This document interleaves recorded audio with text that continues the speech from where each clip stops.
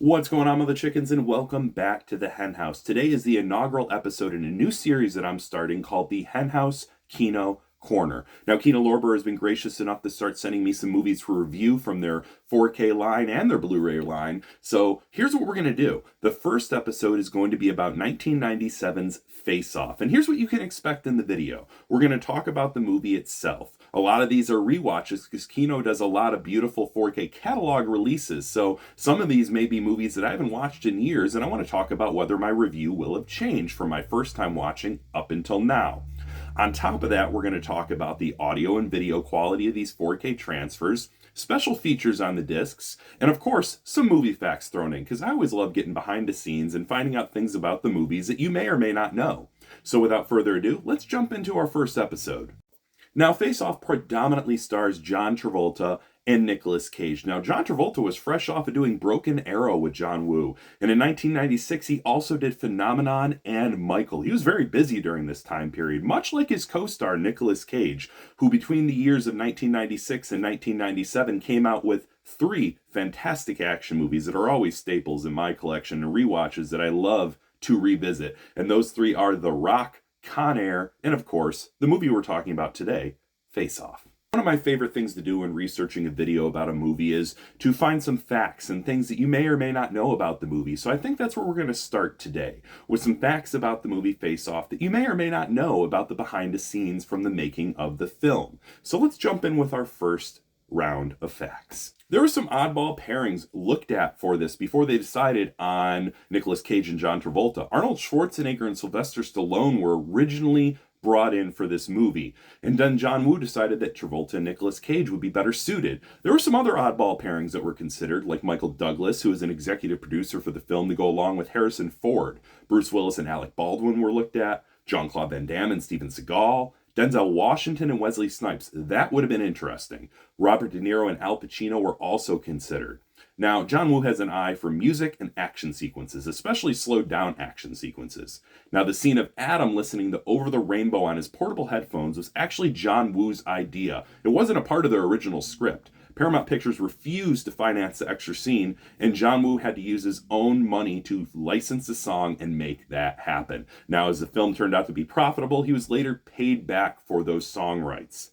Another interesting fact is that weapons coordinator Robert Rock Galati made 5 gold pistols for the movie, and one was pre-sold to Planet Hollywood because this was at the heyday of that restaurant taking off, and it was a bunch of action stars that got together and financed it. So of course, they already knew that this movie was probably going to be a hit, so they pre-made extra pistols so they could showcase those in restaurants. Now, another little tidbit about this movie is you'll notice that Face Off has a slash between the title. That was intentional.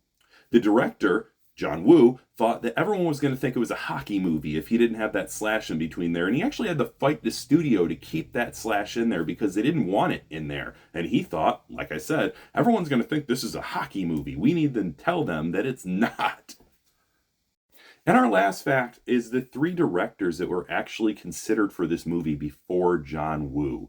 One of which being Marco Brambilla, who directed Demolition Man in 1993. The most interesting to me is that they considered Sam Raimi, fresh off the Evil Dead series Darkman and The Quick and the Dead, which I consider to be a very underrated Western. He was considered for directing Face Off. Now, another one that was considered is the director of The Fast and the Furious. Yes, the original Fast and the Furious, not the monster that it's turned into now, but that would be Rob Cohen. Now let's dive into the special features that come along with this 4K release. They are a little sparse, but it's okay because honestly, the star of the show is the movie itself. Face Off is infinitely rewatchable for me, and I really enjoy this movie, as ridiculous as it is. This movie comes with 7 deleted scenes with some optional audio commentary. You have a documentary called The Light in the Dark, The Making of Face Off, alongside with another featurette, John Woo, A Life in Pictures. You have audio commentaries on the movie and a theatrical trailer. Now, the movie itself is a brand new HDR Dolby Vision master from a 4K scan of the original 35mm original camera negative. Now let's talk about the audio and video transfer for this 4K release from Kino. They chose to go with the DTS HD Master Audio 5.1 track. Now my system's set up for 7.1, but that's okay because this 5.1 track really gave my subwoofer and my system a workout. The action sequences in this are audio top notch. I had a lot of fun with a lot of the atmospheric effects I was feeling from the surround backs and the humming subwoofer, especially with the heavy gunfire present through most of these action sequences. Now let's talk about the video transfer. Now a lot of people don't know, especially if you're new to collecting 4K, but the best 4K transfers you're going to find are on older movies. Honestly, the one I'd show everyone when I want to show them how good 4K looks is Jaws, and you know how old that movie is. So Face Off is no exception to that rule. The 4K transfer of this movie is stunning, especially in outdoor scenes. You get a lot more depth in the darker scenes that you get, especially in Castor's hideout along with his buddies and where his girlfriend's hiding out. There is a lot more depth in the black levels here. You still have the film grain present. It feels very organic. The transfer disc looks fantastic. If you're a fan of Face Off, this is not one to miss.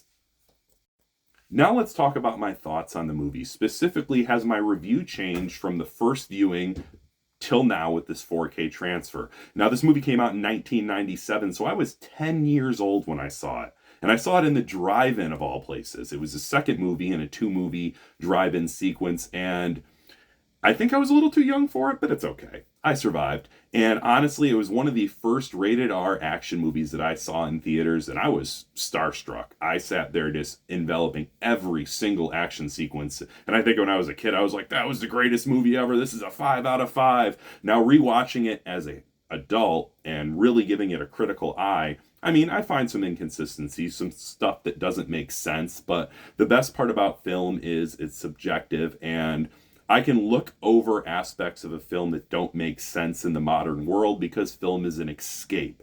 I mean, come on.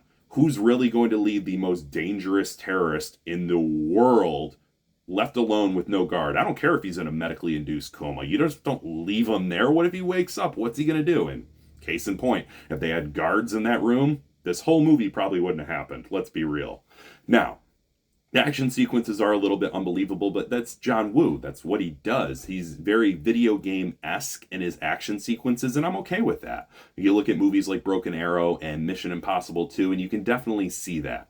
But Face Off itself, my review definitely has changed. When I was a kid, I was like, 5 out of 5, but now I look at it with a more critical eye. I range this somewhere between a 3.5 to a 4 out of 5.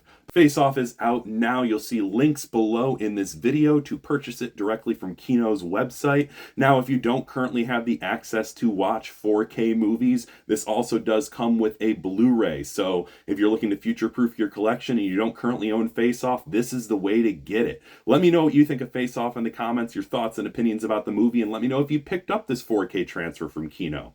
As always, guys, like and subscribe for all things movies and pop culture. Thanks.